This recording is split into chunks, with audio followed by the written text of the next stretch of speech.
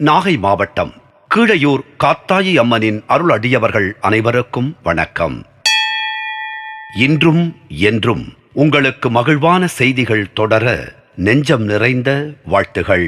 படை வீரராக சித்தரிக்கப்பட்டிருந்ததினாலோ என்னவோ கருப்பசுவாமி தனது தலையில் நீண்ட முண்டாசு கட்டியபடியும் கையில் பெரிய வாளைக் கொண்டும் காட்சி தருகிறார். அவர் முகத்தில் பெரிய முறுக்கு மீசையும் உள்ளது. அவருடைய வாகனம் வெள்ளை குதிரை.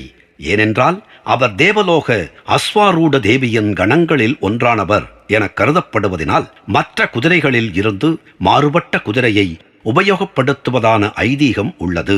அஸ்வாரூடா மட்டுமே தன்னுடைய சேனையில் வெள்ளை குதிரைகளை வைத்திருந்தவள்.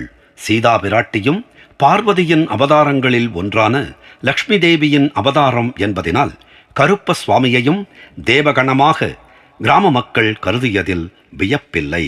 தமிழ்நாட்டு கிராமங்களில் சாதாரணமாக கருப்பசுவாமி ஆலயம் இல்லாத ஊரே கிடையாது. அங்கெல்லாம் அவரை ஊர்காவல் தெய்வமாக போற்றி வணங்குகிறார்கள். ஆனால் கருப்பசுவாமியை சிங்கப்பூர், மலேசியா போன்ற இடங்களில் உள்ளவர்கள் ஒரு தெய்வமாகவே வணங்கி வழிபடுகிறார்கள். அவரை ஐயப்ப சுவாமியின் ஆலயத்தின் காவலர் என்றும் கருதுவதினால் அவருக்கு 18ஆம் படியான் என்ற பெயரும் உண்டு. கருப்பசுவாமி உள்ள இடங்களில் பேய் பிசாசுகள் நுழையாதாம். பில்லி சூனியங்களை வைப்பவர்கள் அவர் உள்ள இடத்தின் அருகில் கூட செல்ல முடியாது. தீமைகளை அழித்து நீதியை நிலைநாட்டுபவர் என்பதினால் அவரை அனுமனுக்கு ஒப்பானவர் என்றும் கருதுகிறார்கள்.